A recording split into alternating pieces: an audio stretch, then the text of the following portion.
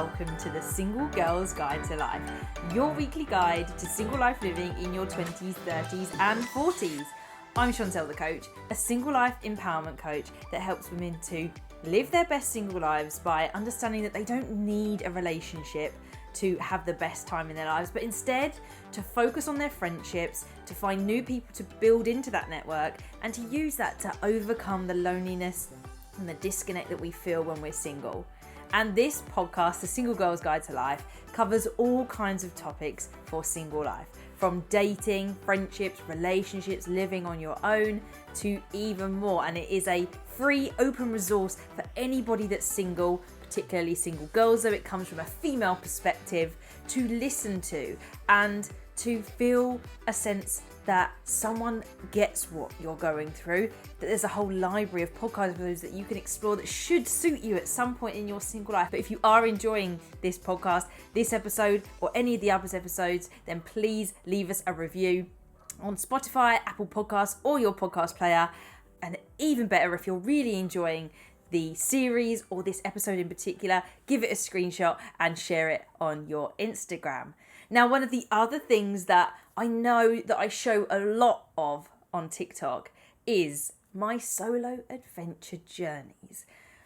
The reason that this goes alongside single life is because we feel like we can't go and do the things that we want to do when we're single because we're single.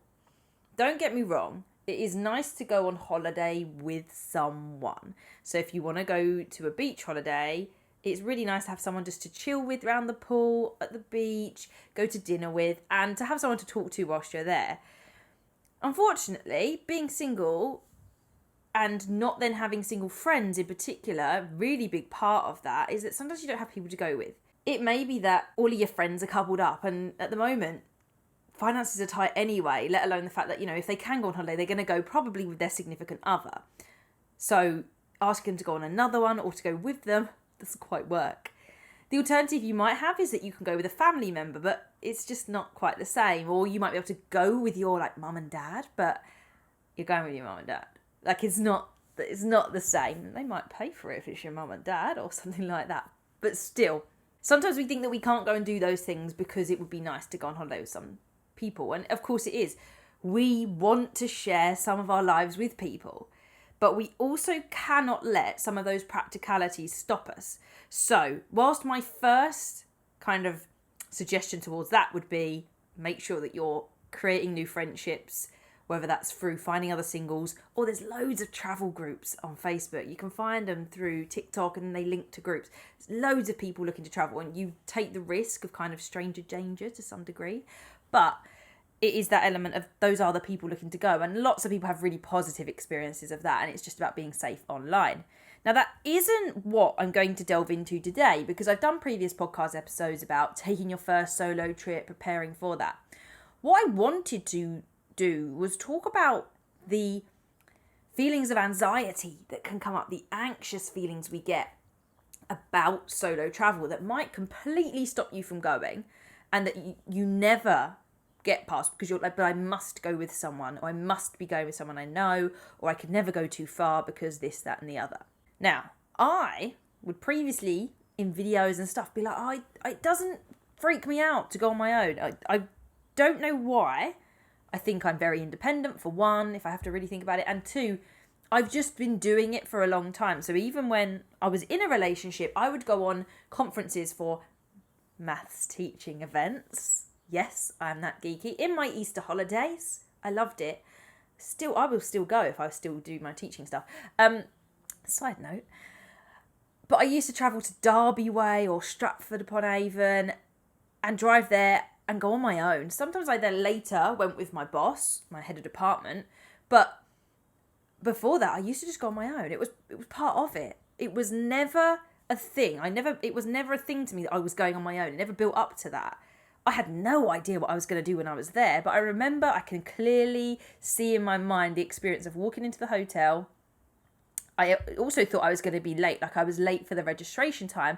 I'd never been to a conference before, and I didn't realise that whole registration time is literally like a casual arrival and have some brunch, lunch, and then things actually cook off like a few hours later. So there was me in the drive, like calling them, being like, I'm going to be late. I didn't have a concept of what a conference was like, and that was okay. Like, I got over that. And I remember walking into the dining hall. I think I was sat down on my own and someone joined me. And you'll find that with something like a conference, pretty commonplace for people to randomly sit with one another if there's an empty table, because you realise you're at the same event, you've got the badge on, and that's how it goes. So having had those experiences when I was in a relationship but was doing things on my own, it didn't then freak me out to go and do other activities on my own. In that instance, I had something that was going to fill my time, and when I shifted towards going alone, I just thought, well, I'll find things to do, or I'll explore, do whatever it is. It didn't faze me. However, that would have been like at least a week ago, and all the time before it, that I'd have said that. Until the other night, when I woke up in an absolute panic over one of the adventures that I have coming up. And it's not the one that you think that it probably would be. So for those that have listened or are part of the Single Life Be Like community, you know, and I know that a lot of people are very excited about this one. Some of you know that I'm going on what's called a surprise trip, SRPRS. My friend told me about it 2 and a bit years ago. It's where you go on holiday or you get sent somewhere and you don't know where you're going. You find out when you get to the airport. Now, I think that one would have been more panic-inducing than anything else. And don't get me wrong, I've had a few moments over the last week or two where I feel slightly stressed because I was a donut and put 2 different airports down, because in this area of Essex you can get to 3 airports, maybe 4 or 5 even, but 3 airports are the big ones that we normally go for: Stansted, Heathrow, Gatwick, but sometimes Luton, and I've never done it, but Southend's great too, I'm sure, but like in terms of proximity.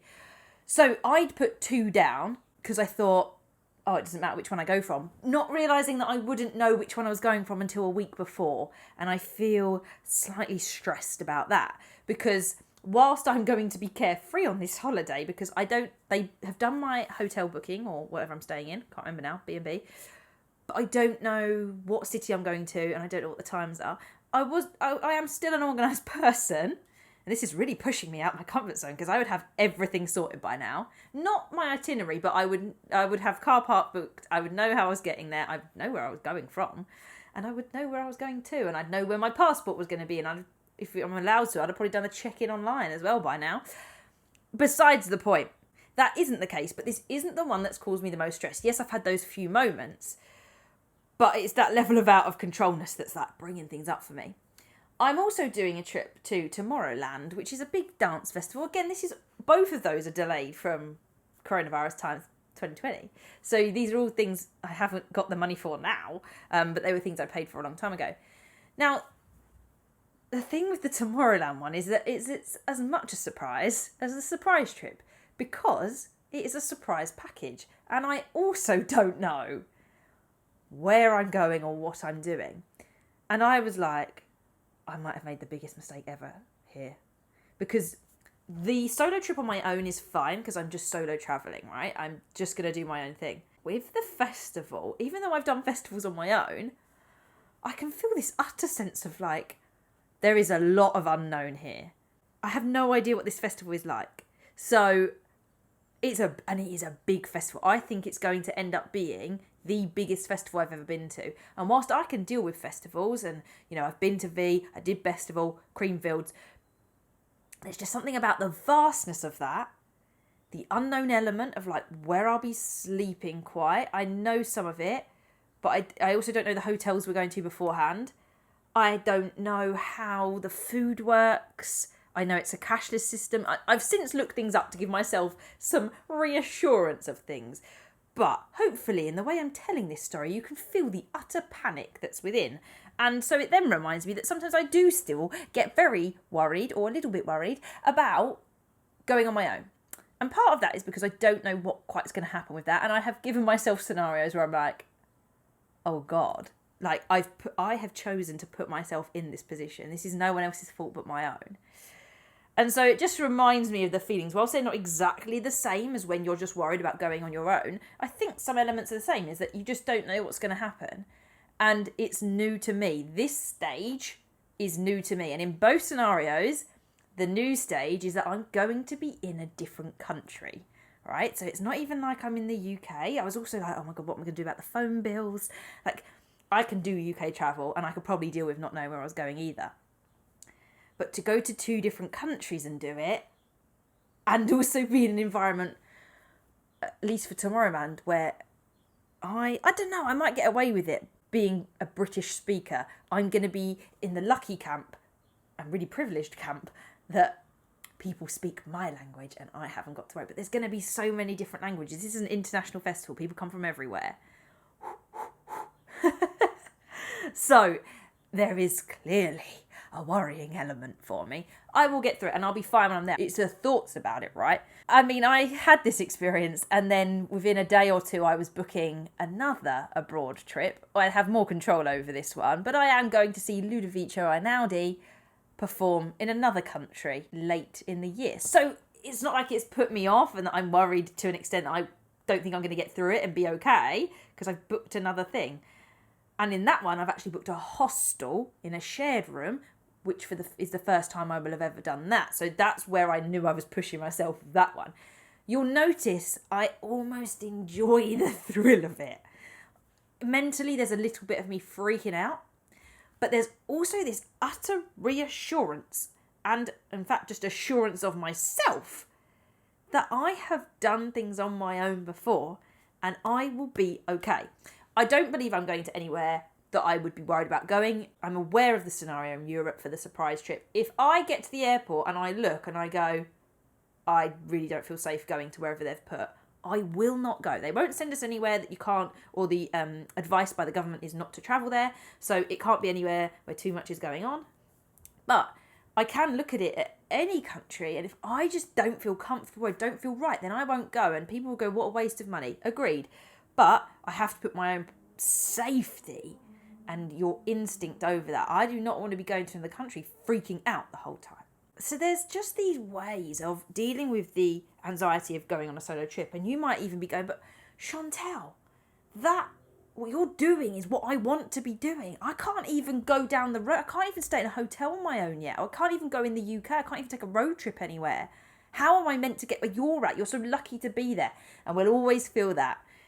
Our problems move with us. We will always have something more difficult to face, something that worries us that didn't worry us before because we didn't know it was there. I didn't think I was going to be worried going abroad, and now I'm a matter of weeks away from it, and I'm like, oh God. And I just think it's because the lack of control is there as well.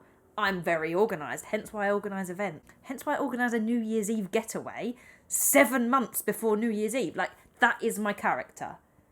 I like to know what's going on. I plan my 18th birthday a year in advance. Like, it's just part of who I am. So, this was always going to be a push and a challenge to do, but it's transforming it into what I referred to just now, which is the excitement and the thrill. This is meant to be exciting, and we have to almost transform some of that nervous energy into, yeah, but that's because it's exciting and new. It's because I don't know what's going to happen that it's going to be interesting and it's going to be a unique experience. This is the first time I've gone away on my own. It's how you want to start framing your solo trips, so that when you're feeling that nerves, you're like, this is not nervous energy. This is partially excitement. And I can feel that just by acknowledging that now and talking about it. I can feel that in the pit of my stomach moving towards that. Because I also know that I want to be able to share it with you guys. Not that that's why I do these trips, but I want to be able to share with you guys what it was really like to do, because then it shows that transformation. And that's what life is about, sharing our lives, which is why I don't feel ashamed of sharing my solo life trips on Instagram or TikTok, and why you shouldn't either on your personal socials or if you want to make anything public. Our lives and the way that our social structure works and what we need as humans is connection and shared experiences. And if you can't go away with someone, then by all means, I am going to share that I went away and what fun stuff I got up to.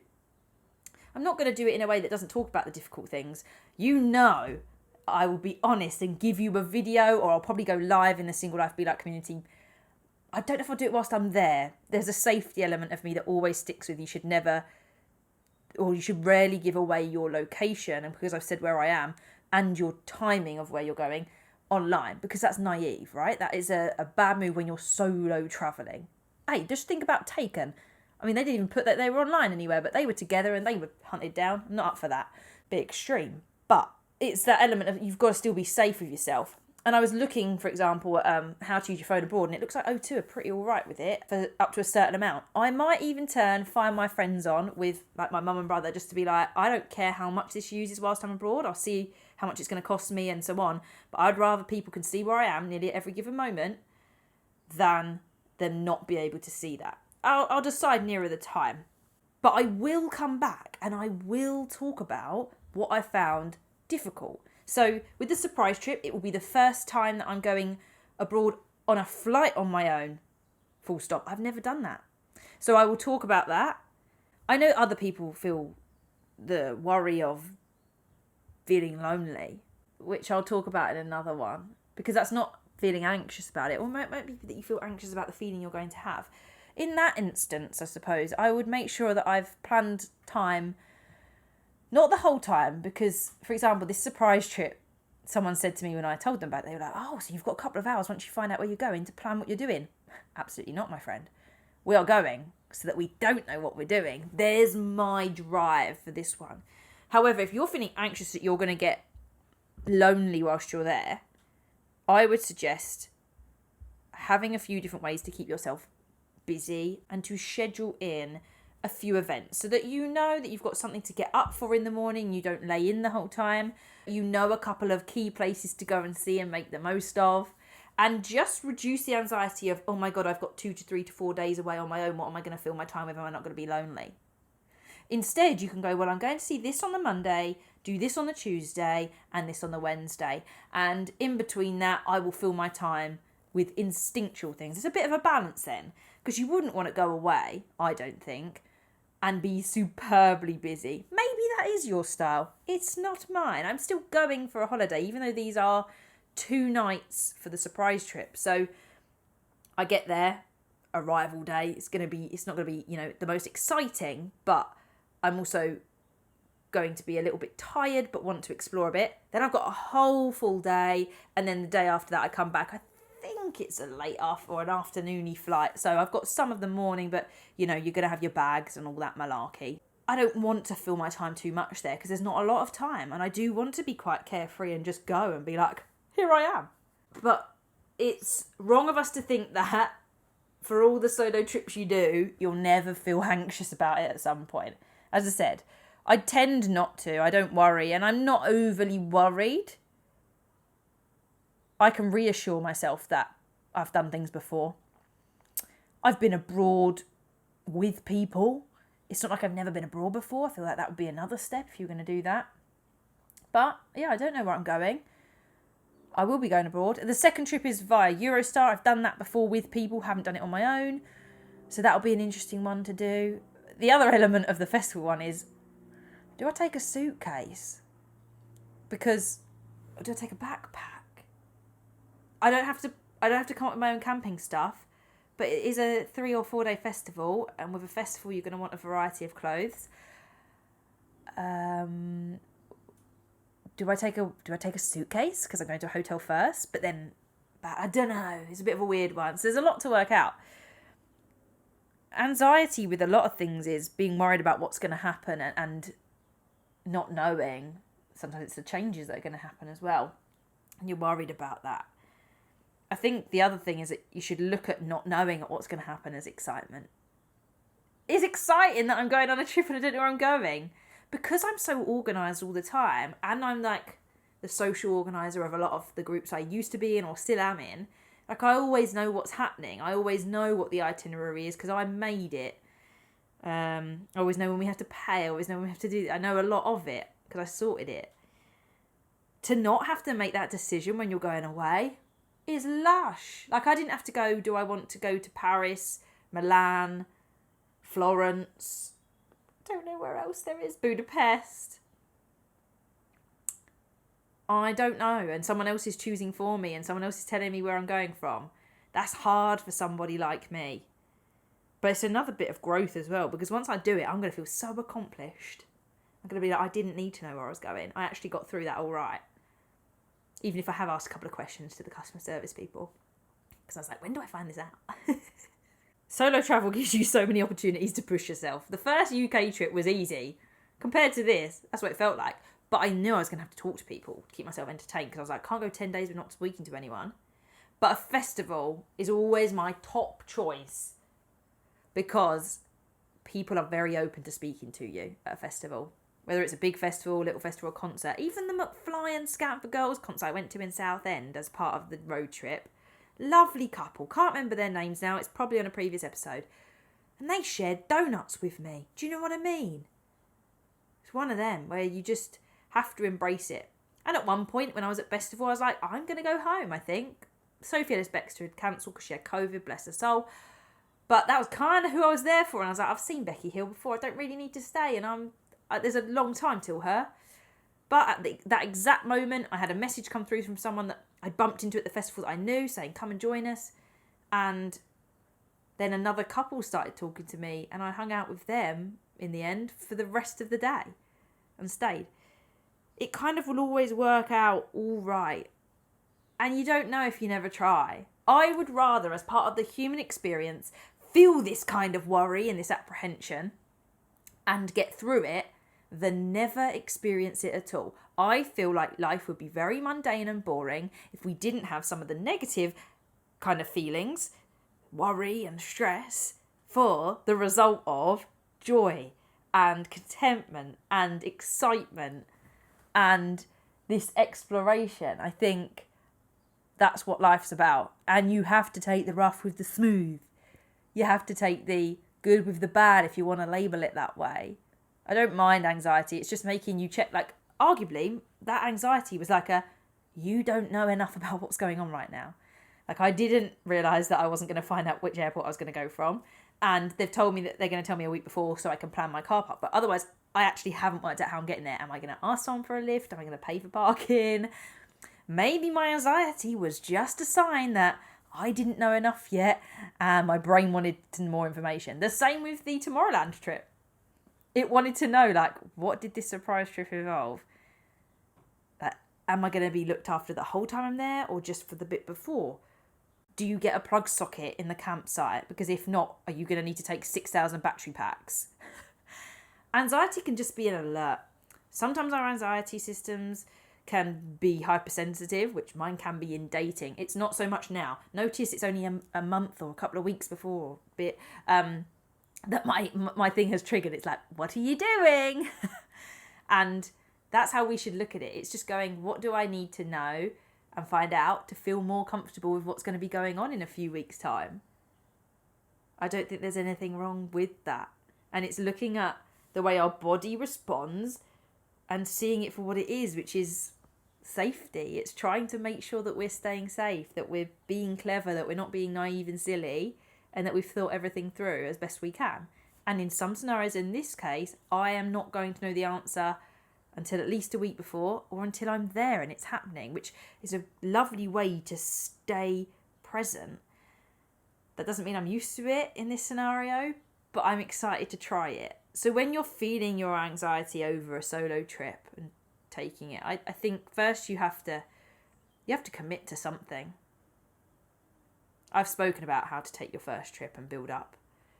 But you have to start something, and then as you get closer to having committed to that, you need to address what is it that you don't know. And some things you're going to be able to work out, like I looked up some of the details, got in touch with them. Other things I'm not going to know what it's going to be like at this festival. I'm going to need to be clever enough to have my bank card about, to have internet access. I can make sure I've got those things so that if something goes wrong, or I can even buy a SIM and a really basic phone whilst I'm out there so I'm on a network out in Belgium. I've got a few ideas for how I'm going to do things, but I'm not panicked and worried that I'm not going to be able to deal with it. And it's those kind of things, those practical things I've researched that give me the confidence to say, okay, I felt a bit worried, I felt a bit anxious, but I'm going to be okay. Turn that anxiety and those feelings into excitement and embrace the fact that you are doing something new, something that's pushing you outside of your zone, and something that gives you a human experience. That means that this time on this earth wasn't just going to work, coming back home, sleeping and waking up the next day and keeping a routine, that you were doing something different that you don't necessarily do all the time. I will be talking more probably on TikTok a lot, but also whilst I'm then away recorded, but I'll post it afterwards on Instagram as well. So if you want to keep up with the travels, then please do. I'm also hoping to try and do a little bit of a UK road trip somewhere where I can take the single girls club to a few places as well, but we'll have to see how that goes. Until next time, everybody, keep thriving and celebrating single life together.